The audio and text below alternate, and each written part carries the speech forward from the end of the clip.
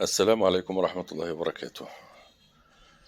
رحلتنا اليوم في مكان رائع صنعته الألوان، وبالفرشاة تحولت الصورة من الخيال إلى واقع محسوس لنراه جميعا ونعيش أجواءه. وهنا تتجسد قيمة الفن التشكيلي.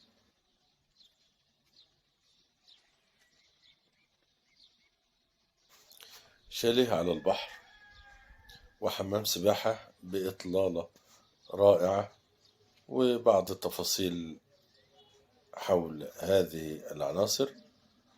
سنعيش هذه الدقائق وكيفية إنشاء هذه الأشياء.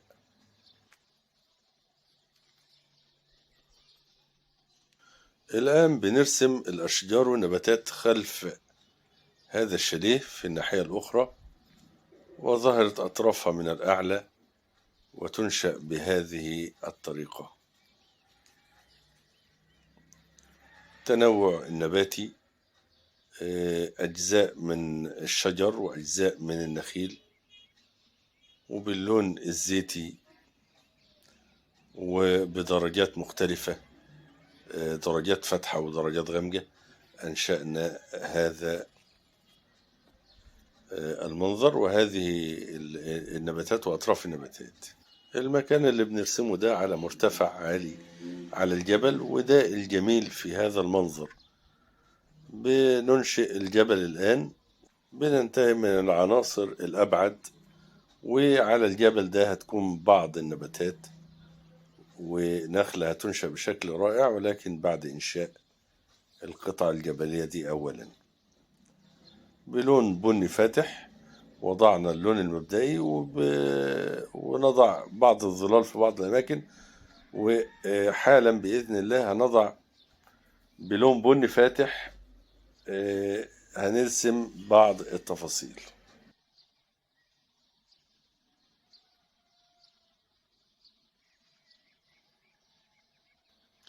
بلون بني فاتح. بنضع بعض التفاصيل الآن، والأماكن العميقة بالبني الغامق، ونرجع ناخد لون فاتح تاني وندي الأطراف والأماكن المرتفعة هكذا.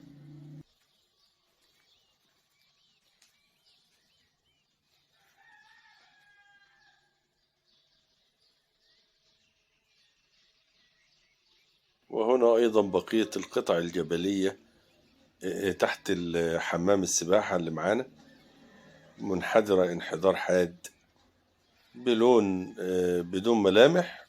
وبعد كده نجسم من خلال اللون البني الغامق واللون البني الفاتح.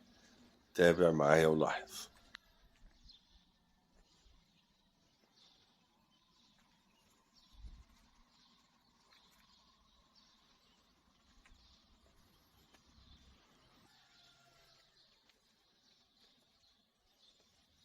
وبين القطع وبعضها بنضع جسور ظل هكذا، ثم نقوم بدمج الألوان وهذه الدرجات البنية في بعضها. بتظهر القطع وبيظهر التباين بينهم من خلال هذه الجسور الظلية.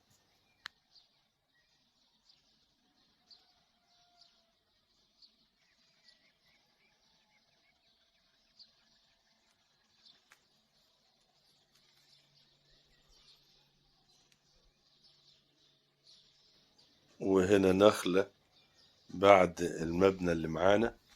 بننتهي طبعا من البعيد كي نبدأ بعد ذلك في القريب.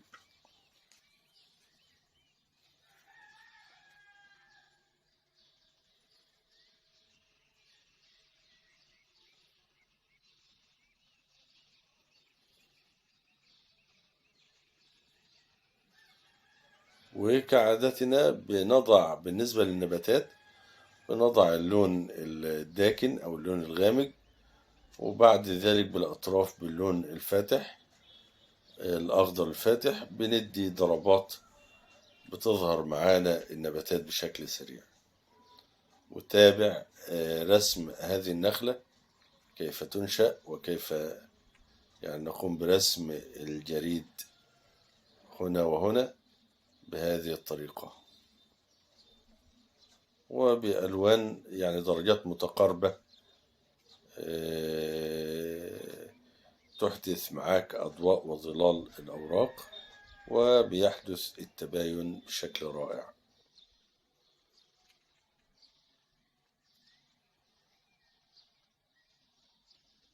وتعالوا ركزوا معايا جدا في الجزئية اللي أنا شغال فيها دي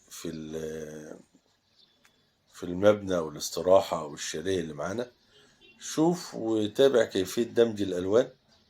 يعني احنا بنملى مساحة، احنا حددنا مساحة أصلا بالخطوط وبنملى المساحة، ولكن المساحة في جزء منها قريب من الضوء، فواخد حرارة الضوء شوية بلون فاتح، والجزء الخلفي واخد الظل.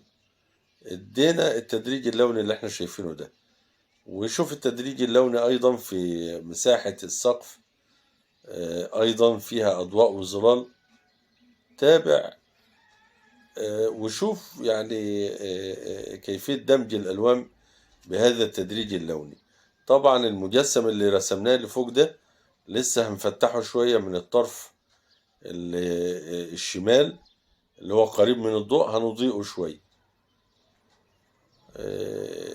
تقنيات مهمة جدا ليك، كيفية دمج الألوان وكيفية تدريج الألوان بهذا الشكل. شفت اللون الفاتح ليم الشمس ليم الإضاءة، يعني جعلناه مضيء بشكل أكبر مع التدريج وانت رايح لليمين.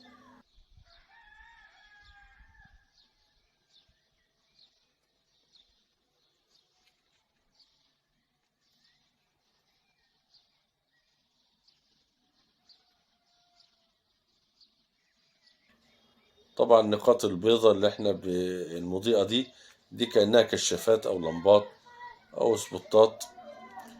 هنرجع تاني للجزئية دي، نفتح فيها شوية، نغمق فيها شوية، وندي فيها تفاصيل. تابعوا معايا، ولكن بعد إنشاء أماكن الزجاج والأماكن المضيئة، الليد بروفايل من الداخل المضيء في السقف، نعمل الإضاءات، وبعد كده المسطحات اللي هي المعتمة ولكن واخدة الحرارة الإضاءة من الداخل كي يظهر المكان وكأنه مضيء من الداخل. هكذا بيتم ملو الألوان طالما أنك يعني حددت المساحات بشكل صحيح.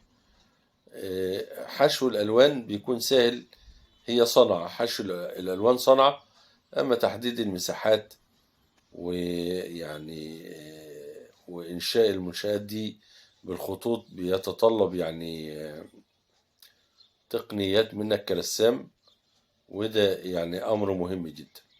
حشو الألوان طبعا في فن وكل حاجة، ولكن يعتبر صنعة بالممارسة وبمشاهدة كيفية إعطاء هذه الألوان ودمجها. إن شاء الله يكون الأمر سهل كما نرى الآن.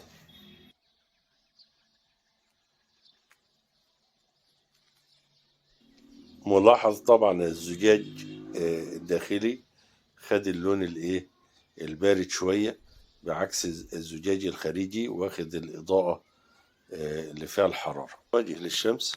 فرق بين الزجاج الداخلي والخارجي بهذا الشكل. ونبدأ نرسم بقى بعض كأن في أنتريه جوا وكراسي ترابيزات وبعض التفاصيل بهذه الضربات التي نراها.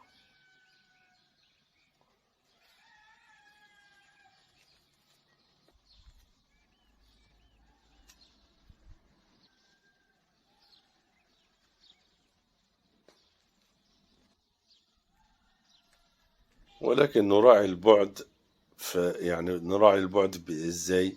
بنخلي الألوان باهتة شوية، الألوان البعيدة ما بيكونش فيها تفاصيل واضحة.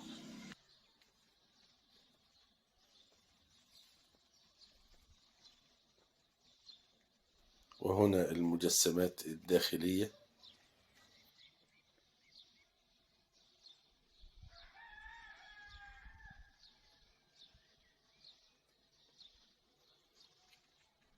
وفي الزجاج الخارجي بنزود الإضاءة في بعض الأماكن هكذا ليعطينا مصداقية الزجاج وشكل الزجاج. ثم بعد ذلك نبدأ في رسم المسطحات الخارجية أمام هذا المبنى. ولكن هنترك هذا ونبدأ في رسم مياه الحمام. في الحقيقة رسمت مياه الحمام ولكن ما عجبتنيش، ففي دي طريقة أخرى في رسم المياه. هكذا ندي المياه كلها بلون واحد، وبعد ذلك نضع التفاصيل انعكاسات الأشياء في المياه، ولكن بعد ملو المساحة بهذا الشكل. طبعا المياه وضعنا أضواء وظلال مبدئية، مظلل من هنا ومضيء من هناك من ناحية الشمس، ونقوم برسم التفاصيل بعد ذلك.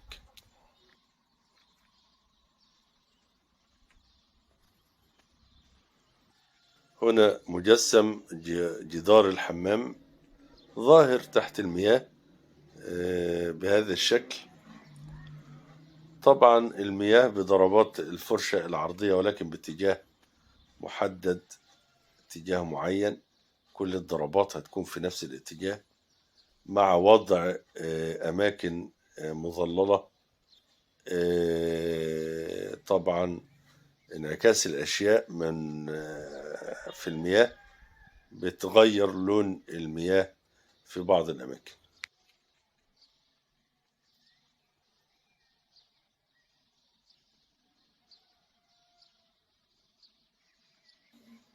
هناك أجزاء في الإضاءة وأجزاء في الظل.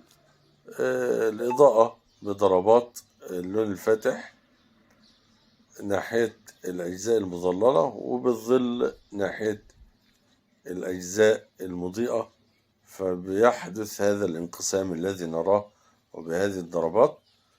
وبالضربات المتذبذبة، هذه الضربات العرضية المهزوزة. طبعا المياه كلها فيها هزة المياه وميوعة المياه مشكلة اهتزاز كده. فحتى التأثيرات الانعكاسية، طبعا الأشياء المنعكسة في المياه، الأشياء اللي في الأعلى بتاخد نفس الهزة ونفس الضربات العرضية في بعض الأماكن هكذا.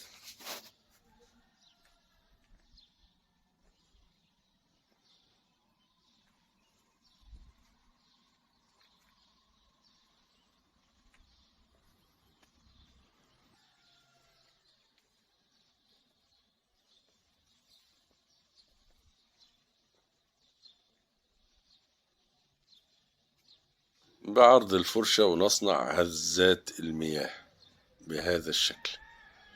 طبعا في أجزاء مضيئة في الأعلى هتنعكس أيضا بشكل مضيء في المياه أيضا، لأن المياه تعتبر مرآة بتعكس ما فوقها. أماكن المضيئة هتنعكس مضيئة أيضا.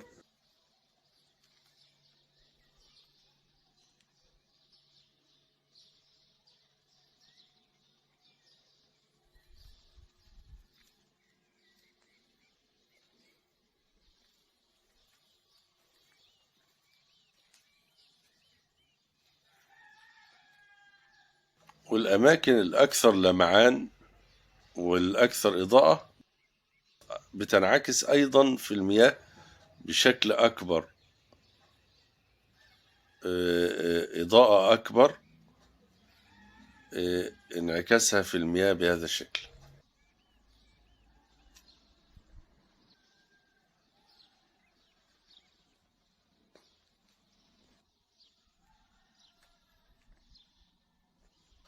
ولكن بضربات مهتزة هكذا.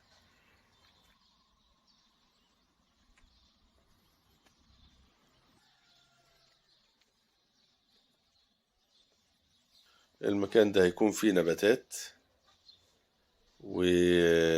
وطلع الفروع متدلية في بعض الأماكن بهذا الشكل. والنباتات يعني خدها على طول كده في الأماكن اللي زي دي بنضع اللون الزيتي الداكن اللي احنا شايفينه ده، وبلون أخضر فاتح هنبدأ نضرب الأطراف بهذا الشكل، يعني ضربات طولية وضربات دائرية وضربات خفيفة سريعة كده، يعني تنوع نباتي. وهنا صبارة، نبات الصبار. هنرجع للنباتات دي تاني، ولكن بعد ما ندي رخام الأرضية. الأرضية دي هنعمل الرخام اللي فيها، لأن النباتات دي هتطلع على بعض الأماكن، فبنخلص الرخام الأول علشان لما النباتات تطلع عليه نكون قد انتهينا من رسم الرخام. لأن ما ينفعش نطلع النباتات على الرخام ونرجع ندي تفاصيل الرخام. طبعا الألوان هتختلط مننا، يعني بتدي العنصر اللي تحت والعنصر الأبعد الأول، وبعد كده بترسم العنصر الأقرب والعناصر المرتفعة اللي فوق. الرخام بياخد بالألوان الرصاصية والأبيض وهذه التشبيحة، وخاصة الجزء القريب ده بيكون باين فيه الملامح والتفاصيل، ولكن مع البعد هتختفي هذه الملامح وتكون ضربات إيحائية سريعة زي ما هنشوف مع بعض بإذن الله تعالى.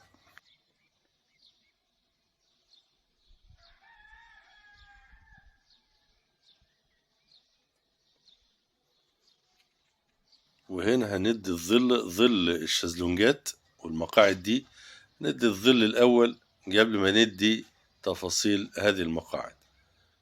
طبعا في ظل على الرخام تحت، والظل اديناه من نفس جنس لون الرخام، اللون اللي هو الرصاصي الموف الخفيف ده. والآن بندي شاسيهات الشезлونجات. تابع معايا ولاحظ بالبني بدرجاته، أماكن المظللة بني غامق، والأماكن اللي في الإضاءة بتاخد لون بني أفتح شوية هكذا.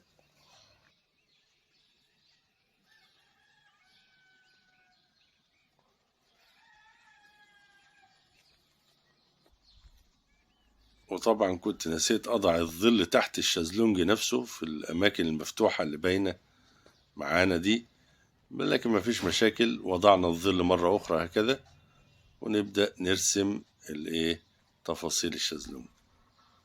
طبعا بين الأشياء وبعضها بندي جسور ظل، فبيحدث تباين. جسور ظل بلون أغمق شوية، ودي اللي بتحدث التباين اللي هي جسور الظل يعني. طبعا المخدات والشلت بنديلها الألوان المناسبة، وهنضع عليها أضواء أيضا مناسبة، وهي أصلا باللون الفاتح بهذا الشكل الذي نراه. بعض طبعا التجاعيد الموجودة على مسطحاتها بهذا الشكل.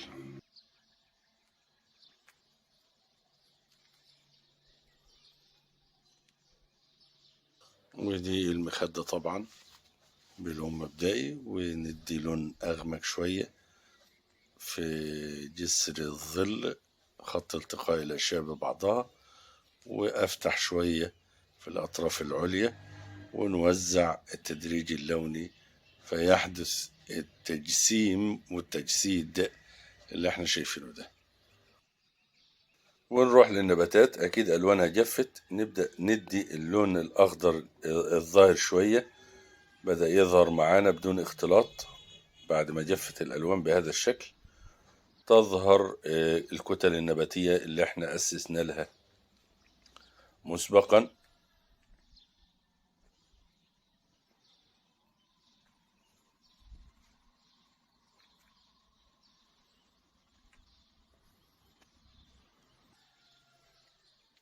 وحتى الصبارة دي تاخد باللون الفاتح، أطرافها تظهر معنا بشكل رائع.